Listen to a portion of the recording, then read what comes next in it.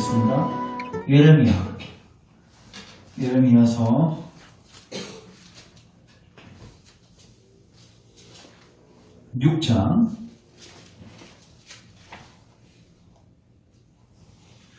6장 12절부터 15절까지 교독하겠습니다. 예레미야 6장 12절부터 15절. 내가 그 땅 주민에게 내 손을 펼 것인지 그들의 집과 밭과 아내가 타인의 소유로 이전되리라. 여호와의 말씀임이라.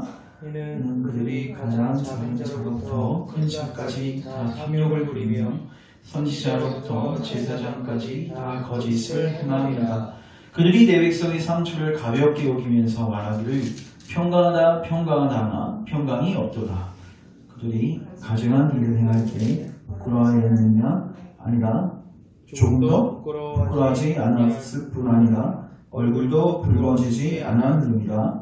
그러므로 그들이 엎드려지는 자와 함께 엎드려질 것이라. 내가 그들을 벌하리니 그때 그들이 거꾸러지리라. 여호와의 말씀이니라. 아멘. 제가 기도하겠습니다.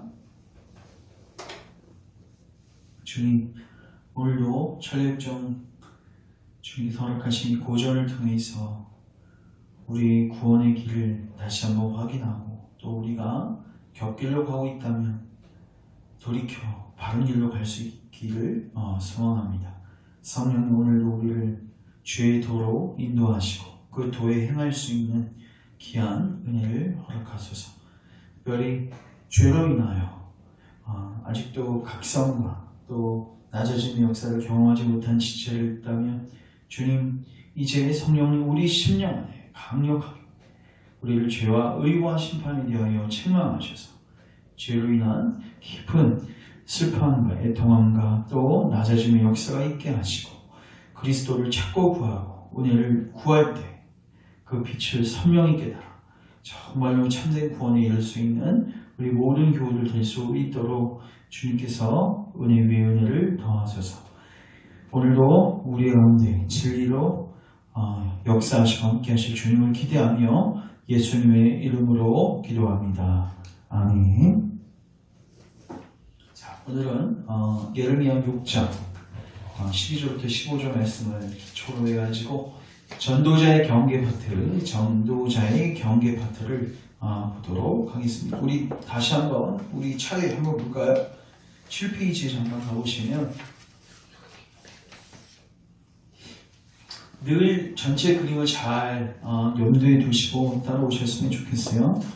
간략하게만 살핍니다. 이미 우리가 여러 번 반복을 했기 때문에. 자, 1번은 제목 같이 읽습니다. 시작. 영적으로 깨어나는 죄인. 자, 스타트는 죄로부터 내가 죄인이라는 사실을 깨닫는 것부터 시작이 되어진다. 그리고 하나님께서는 그러한 자들에게 또한 전도자를 붙이셔서 갈 길을 알게 해주시는데 오늘 우리가 아까 갈 길을 밝히 보이시니 주 앞에 빨리 나아갑시다. 그러니까 정처 없이 떠나가는 게 아니라 하나님께서 전도자들을 붙이셔서 가야 할 방향을 제시해 주시고 근데 방향이 좁은 문입니다. 좁은 문이라는 것은 죄를 쉽게 여길 수 없는 길이에요. 그러니까 죄를 분명하게 인지하고 그거를 그리스도 안에서 처리해야 하는 그 자리가 좁은 문입니다. 그런데 이 전도자의 말을 쫓아서 좁은 문으로 가려고 할 때 수많은 시험들이 닥쳐오죠. 무슨 시험들이 있었습니까? 우리 안에서 작용하는 고집들, 또 우리 안에서 계속해서 쉼없이 변하는 우리의 변덕스러운 마음들, 그리고 또 가족의 유혹과 시험들, 이런 것들이 있었고요. 그리고 오가에서는 절망의 수렁, 이것도 굉장히 강력한 시험인데 우리 죄짐이 커지면 커질수록 내가 과연 용서받을 수 있을까 하는 가룟유다와 같은 그 마음을 갖게 되는 거죠. 그래서 절망의 수렁. 그리고 우리가 지난 시간 또 그 지난 시간에서 세상 지혜자하고 쉬운 길의 결과, 그리고 오늘 그거 연장선상에서 전도자의 경계, 6, 7, 8가는 다 연결되어 있는 거예요. 그래서 6, 7, 8가에서 이 세상 지혜자의 시험인데 이 세상 지혜자는요, 세상의 지혜를 가리키는 사람입니다. 그리고 이 세상 지혜의 핵심이 뭐냐? 죄를 쉽게 여기는 겁니다. 쉽게 말해서 무율법주의예요. 맞죠? 그래서 죄를 가볍게 여기기 때문에 해결책 또한 굉장히 피상적입니다. 여러분 생각해 보십시오. 병원에 갔는데 질병이 대수롭지 않으면 의사가 어떻게 해요? 처방도 아주 대충 내리죠. 예. 그냥 약 하루만 먹으면 됩니다. 이런 식으로 대충 여기는 거죠. 근데 만약에 의사가 진단을 했는데 그 진단이 진단된 그 질병의 정도가 심하면은 대책도 대충 이렇게 내릴 수가 없는 거예요. 그래서 이 세상 지혜자의 특징이 뭐냐면 우리의 죄 문제를 아주 가볍게 여겨서 결국 우리의 치료책으로서 그리스도께로 인도하지 못하는 거예요. 결국 무율법주의자들인데 무율법주의로서 시작되다가 나중에 결국 그리스도를 만나지 못해서 율법주의로 끝납니다. 그러니까 무율법주의하고 율법주의는 우리가 완전히 반대되는 것 같지만 이게 만나게 돼 있어요. 그래서 어떤 사람이 만약에 그리스도를 붙들고 있지 않다. 그러면은 막 율법주의적인 성향이 있는 거예요. 그러면 그 사람한테 물론 이렇게 꾸중할 수도 있습니다. 당신 그리스도를 신뢰해야지. 왜 율법을 의지하십니까? 그렇게 얘기할 수도 있지만 더 본질적으로 이걸 해결하기 위해서는 그래 네가 뭐 그러면 그 율법을 지켜봐. 그게 과연 가능한지. 자기의 죄에 대해서 쉽게 여겼기 때문에 율법주의로 가는 거거든요. 그리스도께로 가지 않고. 그래서 그 무게를 더 짊어줄 필요가 있어요. 사실. 그러니까 율법주의자들에게는 사실 그리스도를 바로 처방하는 것도 어떤 영혼에게는 도움이 될 수 있지만 어떻게 접근하면 좋냐면 그래? 그럼 너 한번 다 지켜봐. 이게 사도 바울이 썼던 방법 중에 하나예요. 갈라디아서에서 할례를 통해서 할례를 통해서 하나님께 나아가려고 했던 그 율법주의자들에게 야 그리스도를 신뢰해야지 그렇게 안 하고 뭐라고 이야기했냐면 네가 할례를 행해야 하냐? 그러면 너는 다른 율법 또한 동일하게 다 지켜야 된다. 모든 율법을 항상 24시간 365일 지키지 않으면 너는 그리스도에게서 끊어진 자고 너는 구원이 없다. 뭐예요? 그가 의지하고 있었던 율법을 내려놓게 만드는 거죠. 그래서 우리가 그리스도를 의지하려면 내가 의지하고 있었던 자기 의를 내려놔야 되는데 그러기 위해서는 율법을 율법대로 드러내야 되고 우리의 죄 문제를 가볍게 치고 있어서는 안 되는 것입니다. 오늘 우리가 읽은 이 본문 예레미야 6장은요. 그 당시에 거짓 선지자들이 있었는데 참된 선지자 이사야 예레미야하고는 다르게 그들이 선포했던 메시지를 잘 보시면 이게 세상 지혜자이고 이게 거짓 선지자들의 전형적인 특징이구나. 자, 그러면은 거짓 선지자들은 어떻게 말씀을 선포했는가? 일단 12절 보면요. 12절 보면 하나님의 심판에 대해서 선포하고 있는데 내가 그 땅 주민에게 내 손을 펼 것이다. 그들의 집, 밭, 아내가 타인의 소유로 이전될 것이다. 그러니까 빼앗기게 될 것이라는 거예요. 하나님의 심판이죠. 이게 이사야와 예레미야 같은 참된 선지자들이 증거했던 메시지예요. 참된 선지자들은요 그들의 죄를 다 드러냈습니다. 우상 숭배의 죄를 다 드러냈고 그거에 대한 결과 또한 다 드러냈습니다. 그러니까 그 메시지를 들으면요 낮아질 수밖에 없고요 주님의 얼굴을 구할 수밖에 없는데 근데 그 당시에 많은 거짓 선지자들이 어떻게 증거했냐면 13절 14절 볼까요? 14절 같이 한번 읽겠습니다. 시작. 그들이 내 백성의 상처를 가볍게 여기면서 말하기를 평강하다 하나 평강이 없도다. 이게 뭐예요? 상처. 어떤 상처죠? 죄로 인해서 영혼이 완전히 엉망진창이 된 그 큰 상처를 아주 가볍게 여기면서 당신 괜찮습니다. 당신은 사랑받기 위해 태어난 사람입니다. 이게 뭐예요? 원죄를 부정하고 아주 그 사람을 그래서 여기에서 나온 전도 방법이 뭐예요? 피상적인 전도 방법, 찰스 피니의 전도 방법들이 등장하게 된 거죠. 죄를 분명히 드러내지 않고 이게 전형적인 20세기의 자유주의 신학의 특징 중에 하나예요. 그러니까 죄를 가볍게 여기고 원죄를 부정하고 그러니까 교회 안에서도 무거운 얘기하면 안 되는 거죠. 근데 중요한 건 무거운 얘기를 하지 않으면 문제를 알지 못하기 때문에 그리스도를 붙들지 않고 그렇다 보니까 자유함이 없는 거예요. 율법주의로 가게 되는 거죠. 자, 16절 우리 같이 한번 읽겠습니다. 시작. 여호와께서 이와 같이 말씀하시되 너희는 길에 서서 보며 옛적 길이 일고 선한 길이 어디인지 알아보고 그리로 가라. 너희 심령의 평강을 얻으리라. 이게 뭐예요? 거짓 선지자들도 평강하다 했는데 평강이 없는 거예요. 그러니까 이게 전형적인 자유주의 신학자들 밑에서 신앙생활하고 있는 사람들의 특징인데 죄를 쉽게 여기고 아주 하나님의 사랑과 은혜를 막 증거해요. 근데 그 심령 안에 자유함이 없어요. 평강이 없어요. 평강은 언제 생기냐면요. 자기의 문제를 정직하게 직면하고, 그러니까 하나님의 심판에, 하나님의 지옥의 심판에 대한 두려움과 이런 것들을 반드시 겪고, 거기에 대한 해결책으로 그리스도를 주셨음을 선명하게 깨닫고, 그리스도를 붙들 때, 참된 믿음으로 붙들 때 어떻게 돼요? 그 심령은 평강이 생기는 거예요. 이게 뭐예요? 예적 길입니다. 이게 하나님께서 우리에게 주셨던 구원받는 방식이에요. 근데 이 세상 지휘자들은 우리 죄에 대해서 가볍게 여기니까 결국은 그리스도를 만나지 못하게 되는 거죠. 자, 우리 책 이제 한번 보겠습니다. 이제 이 세상 지휘자에게 빠져있던 전도자나 이 크리스찬을 이제 전도자가 만나서 경계해주는 장면을 이제 보게 됩니다. 자, 58페이지.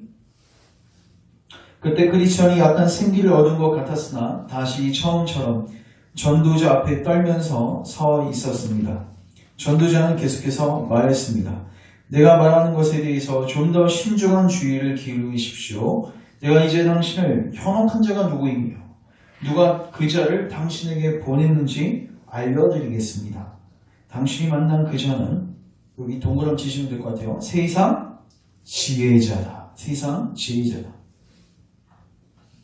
그렇게 부르는 것이 마땅합니다. 왜냐하면 그는 오로지 이 세상의 교훈만을 좋아해서 항상 도덕마을의 교회에 출석하고, 자, 이게 굉장히 반어법적인 표현인데 보십시오. 세상의 교훈만을 좋아해서, 여기서 세상의 교훈을 좋아한다는 건 뭐냐면요, 쉽게 말해서 죄를 쉽게 너 제조로 돼. 그래서 이건 하나 찾겠어요. 베드로후서 2장 한번 가보시면, 그러니까 여러분이 이 세상 지혜자가 누구인지 정확하게 파악하는 게 여기서 핵심입니다. 그래야지 우리가 그 유혹에 빠져들지 않을 수 있거든요. 자, 베드로후서 2장 가보시면요, 전형적인 세상 지혜자가 또 나오는데 2장 12절. 자, 2장 제목 뭐라고 돼 있어요, 지사님? 거짓 선지자들과 거짓 선생님들 이렇게 돼 있죠? 그러니까 이 전형적인 거짓 선지자들, 세상 교훈들을 선포하는 사람들의 특징이 뭐냐면 12절. 이 사람들을 본래 잡혀 죽기 위하여 난 이성 없는 짐승 같아서 그 알지 못하는 것을 비방하고 그들의 멸망 가운데서 멸망을 당하며 불의의 값으로 불의를 당하며, 여기서 줄치시면 좋을 것 같아요. 낮에 즐기고 노는 것을 기쁘게 여기는 자들이에요. 이게 뭐예요? 쾌락주의자들입니다. 쉽게 말해서 방정주의자고요. 죄를 죄로 여기지 않고요. 무법주의자들이에요. 그 중요한 거는 이들만 쾌락을 누리고 있는가? 그게 아니에요. 14절. 음심이 가득한 눈을 가지고 범죄하기를 그치지 아니하고, 보시면 굳세지 못한 영혼들을 뭐합니까? 계속해서 유혹하고, 여기서 보면 그들의 마음을 뭐라고 되어 있어요? 탐욕에 연단된 마음. 이게 뭐예요? 우리 마음은요, 하나님 양심을 심어주셨기 때문에 죄를 지으면 죄책감이 있고요, 불편한 마음이 있단 말이에요. 맞죠? 근데 그것을 어기고 계속해서 뭐예요? 탐욕대로 살기 시작하면요, 이제 그 연단이 되는 거예요.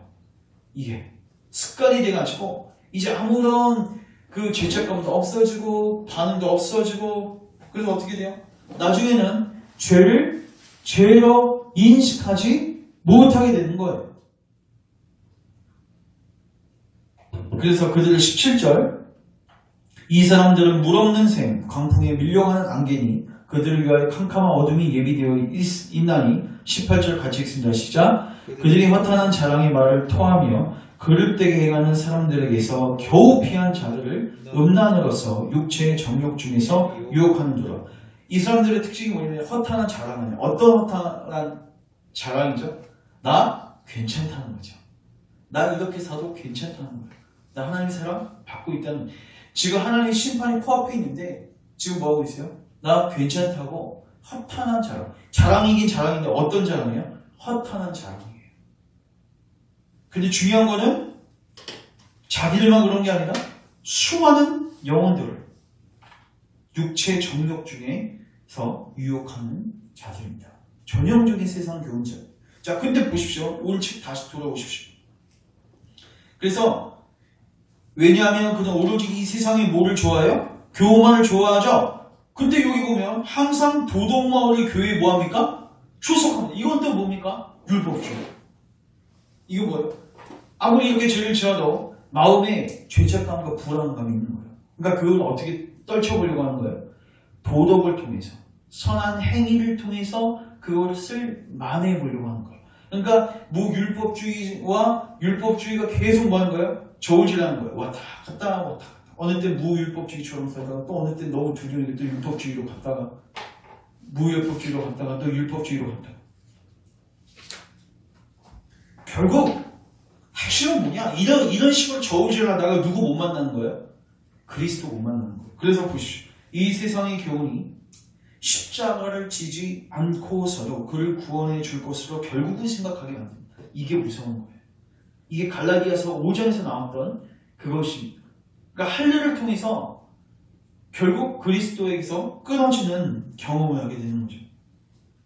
그래서 그것을 최고로 사랑하고 있기 때문입니다. 그리고 그자는 그의 육신적 성질 때문에 당신을 올바른 길을 방해하려고 있습니다. 그러니까 이런 사람들은요, 자기들만 그 길 가는 게 아니라요, 수많은 사람들을 어떻게 해요? 그 멸망의 길로 끌고 가고 있습니다. 자, 로마서 2장.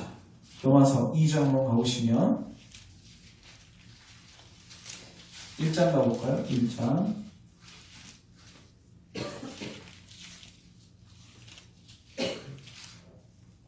1장 가보시면 하나님 심판에 대해서 18절부터 선고하고 있고요. 28절부터 잠깐 보시면 또한 그들이 마음에 하나님 두기를 싫어하며 이게 뭐 전형적인 이제 무율법주의자들의 마음이겠죠. 맞죠?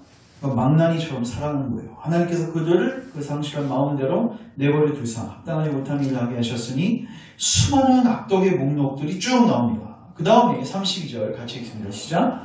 그들이 이 같은 일을 행하는 자는 사형에 해당한다고 하나님께서 정하심을 알고도 자기들만 행할 뿐 아니라 또한 그런 일을 행하는 자들을 옳다 하느니라. 분명히 하나님의 사형을 인식하고 있지만 애써 그걸 지우고 쾌락을 즐기다가 근데 자기들만 그렇게 하는 게 아니라 그런 일을 행하는 수많은 사람들을 뭐합니까? 옳다. 그래서 자기 세력을 키우는 거죠. 자기를 변화하는 거죠. 주변에 있는 사람들을 통해서. 왜 주변이 전부 다 깨끗하게 살면요, 자기가 불의하다는 게 드러나죠. 근데 주변에서 전부 다 나같이 살면 어떻게 돼요? 내가 괜찮다고 포장할 수 있습니까? 자, 이제 책 다시 돌아오시면 지금 그자의 권고 가운데 당신이 반드시 철저하게 거부해야 할 세 가지가 있습니다. 제가 이거는 그냥 쭉 요약할게요.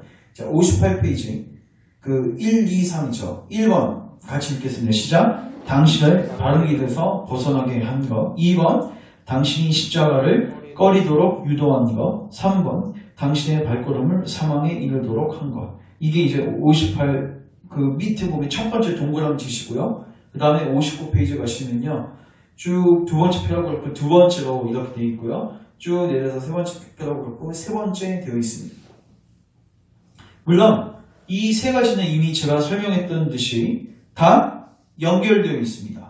자, 첫 번째로 잠깐 보겠습니다. 첫 번째로 당신은 그가 당신을 바른 길에서 벗어나게 한 것과 당신이 그자의 권고에 동의했던 것을 혐오해야 합니다. 왜냐하면 그 사람의 권고를 들으면 누구의 권고를 거부하는 거예요? 하나님의 권고를 거부해요. 그 하나님의 권고가 뭐였죠? 어디로 가라? 좁은 문으로 가라. 좁은 문은 여러분 무엇입니까? 그걸 제가 묻겠어요. 좁은 문하고 율법주의 차이가 뭡니까? 우리는 보통 막 좁은 문 하면 막 율법을 등에 지고 막 힘든 길 걸어간다고 하니까 율법주의하고 동일하게 생각하지만 여러분, 율법주의자들이 가는 길은요, 좁은 문이 아닙니다. 그건 넓은 문이에요. 왜냐하면 그들은 자기들이 지킬 수 있는 율법만 취급하기 때문입니다. 굉장히 쉬운 일이에요. 자기가 지킬 수 있는 건 지키고 지키지 못하는 건 뭐 하는 거예요? 버리는 거예요. 그리고 지키는 걸로 그것들을 상세하고 많이 해보려고 하는 거죠. 그러니까 쉬운 길입니다. 그래서 우리가 저번 시간에 쉬운 길을 결과를 살폈던 거고, 좁은 문은 뭐예요? 하나님의 율법을요, 하나도 빠짐없이 직면해야 되는 길이에요. 그러니까 우리의 힘으로 할 수 있어요, 없어요? 없죠? 그래서 그리스도를 붙들게 되는 길이 좁은 문이죠. 그게 바로 하나님의 권고거든요. 힘들지만 이 길로 가라는 거거든요. 근데 이 세상 지혜자를 권고를 딱 듣잖아요. 그 길을 어떻게 돼요? 벗어나게 되어 있는 거예요. 자, 두 번째. 그자가 당신이 이거 줄치세요. 십자가를 싫어하도록 유혹했다는 것을 미워해야 합니다. 자, 우리 이거는 아까 잠깐 언급했지만 갈라디아서 한번 가보겠습니다. 갈라디아서 5장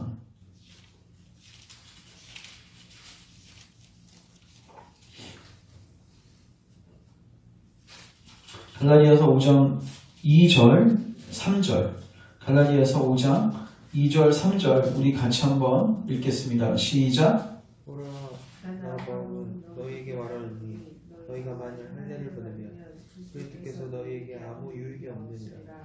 내가 할례를 받는 각 사람에게 다시 증언하노니 그는 율법 전체를 할 의무를 가진 자라. 율법 안에서 의롭다함을 얻으려는 너희는 그리스도에게서 끊어지고 은혜에서 떨어진 자로다. 결국요, 뭐가 문제점이냐? 그리스도를 붙들지 못하게 된다는 거예요. 이것 때문에 그런 거예요. 율법주의라는 그것 때문에 구원 못 받는 게 아니라 그리로 가면요 그리스도를 만나지 못해요. 격기이기 때문에.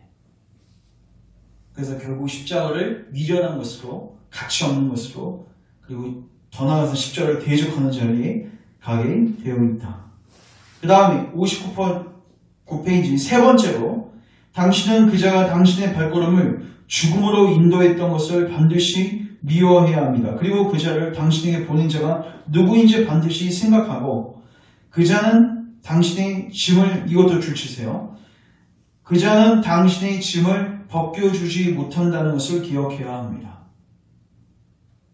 우리가 뭐 누구나 할 거 없이 다 율법주의적인 성향이 다 안에 있는데 율법은요 우리를 자유하게 할 수 없습니다. 이걸 기억하셔야 합니다. 이제 요한복음 8장에 보시면 진리를 알지니 진리가 너희를 자유케 하리라. 진리 대신 그리스도 말고는 우리를 자유하게 할 수 없습니다. 율법은 반드시 우리에게 불만족을 줄 수밖에 없습니다. 그러니까 지금 이 쉬운 길이요 결국은 크리스천이 유혹을 받아서 왜 뭐에 유혹을 받았죠? 야, 너 거기 가면 쉽게 죄짐을 벗을 수 있고 행복한 생활을 하게 될 것이야 하고 글로 간 거예요. 근데 가면 갈수록 어떻게 돼요? 죄짐이 무거워지고요. 그 다음에 그 신의 산이 거기 나오는데 신의 산이 아주 그냥 경사가 완전 가파른 그게 자기를 완전히 집어삼킬 만큼 아주 견고하게 딱 서 있는 거예요. 이게 무엇이죠? 이렇게 살면은 행복할 줄 알았는데 막상 가보니까 뭐예요? 불안한 거예요. 그리고 평안이 없는 거예요. 그리고 만족이 없습니다.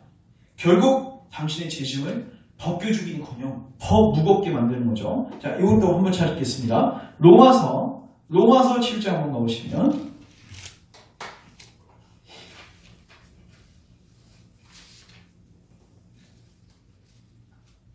로마서 7장 9절 저는 그 율법을 깨닫지 못했을 때에는 내가 살았더니 계명이 이르매 죄는 살아나고 나는 죽었도다. 생명에 이르게 할 그 계명이 내게 되하여 도리어 사망에 이르게 하는 것이 되었도다. 제가 기회를 타서 계명으로 말미암아 나를 속이고 그것으로 나를 죽였는지. 계명은 우리에게 생명을 줍니까 못 줍니까? 주지 못합니다. 계명이 오면 어떻게 돼요? 결국은 죽어요. 진짜 죽을 맛인 거예요. 이게 계명의 역할이에요. 그러면 왜 계명을 주셨는가? 24, 25절 같이 읽습니다. 시작. 오라 나는 공고한 사람이로다. 이 사망의 몸에서 누가 나를 건져내랴. 우리 주 예수 그리스도로 말미암아 하나님께 감사하리로다. 그런즉 이제는 내 자신이 마음으로는 하나님의 법을 육신으로는 제 법을 섬기노라. 여기 마지막에 뭘로 인해서 감사해요? 우리 주 예수 그리스도로 말미암아 감사하리로다. 결국 답은 생명은 여기 안에 있는 거예요. 그러니까 중요한 거는 계명은 물론 필요합니다. 어떻게 필요해요? 너 안에 그리스도 말고는 소망이 없어. 이걸 보여주기 위해서는 필요해요. 맞죠? 근데 이 계명으로 마치 그리스도를 대체해서 그 사람에게 안식과 자유를 줄 수 있느냐 가르치고 그렇게 그 길로 가고 있는 율법주의자들은 반드시 뭐를 만나게 되냐면 오라는 공고한 사람입니다. 그리스도를 만나기 전까지는 이 고백에 머물러 있을 수밖에 없는 것입니다. 그래서 60페이지 가시면 두 번째 단락 보시면 당신은 율법 행위로 의롭다함을 받을 수 없습니다. 율법 행위로 짐을 벗을 수 없기 때문입니다. 줄치세요. 따라서 세상 지혜자는 거짓말쟁이요 율법주의자는 사기꾼입니다. 왜 거짓말쟁이고 왜 사기꾼인지 알겠죠? 뭐라고 속였어요? 이렇게 지키다 보면 너 죄짐도 없어지고 너 이렇게 지키다 보면 행복해지고 이렇게 지키다 보면 복도 받고 다 뻥이죠. 지켜보십시오. 되는지 평강이 있는지 만족은 그리스도 안에서만 있다는 것입니다. 그의 아들인 예인은 얼굴에 미소를 짓고 있지만 위선자이며 기억하십시오. 당신을 도울 수 없습니다. 저를 믿으십시오. 당신이 저 바보 같은 자들에게서 들은 것은 강력한 말을 하죠. 시끄러운 소 그 자체입니다. 그들은 제가 제시한 길에서 당신을 벗어나게 해서 당신의 구원을 빼앗으려고 했어요. 이것도 주시세요. 그들은 제가 제시한 길을 당신을 벗어나게 해서 당신의 구원을 빼앗으려 했어요. 이게 단순히 율법주의자가 이게 그냥 어떤 적잖은 문제를, 그러니까 작은 문제를 일으킨 게 아니라 그 사람의 뭐를요? 구원을 어떻게 한 거예요? 박탈시켜버리는. 그래서 아까 갈릴리에서 5장에서도 할례를 받고 이 자리로 가게 되면 어떻게 돼요? 그리스도에게서 어떻게 된다? 끊어지게 된다. 그래서 사도 바울하고 베드로는 이 사도들이요, 율법주의자들에 대해서는 아주 강력하게 저주받을 복음이라고 하면서 강력하게 선포했던 이유가 무엇인가? 우리 구원을 박탈시킬 수 있는 위험한 사상이기 때문에 그런 것입니다. 자, 이렇게 이야기하고 이제 이 말을 마치자 전도자는 자신이 한 말에 대해서 확증해달라고 하늘을 향해 크게 소리질러 기도했습니다. 이게 뭐예요? 전도자가 이렇게 말씀을 가지고 선포를 했는데 확증이 필요한 거예요. 우리가 마치 사도행전 4장 가면요, 사도 베드로가 그 공에 잡혔다가 풀려난 다음에 그 백성들이 기도하잖아요. 뭐라고 기도해요? 사도들이 담대히 말씀을 선포하게 하시고 저들이 그리스도의 이름으로 기적과 이적을 행하게 하셔서 하나님의 복음을 서포트하게 하소서. 이것처럼 이 전도자도 어떻게 해요? 하나님의 말씀을 확증해달라고 하늘을 향해 소리 지르죠.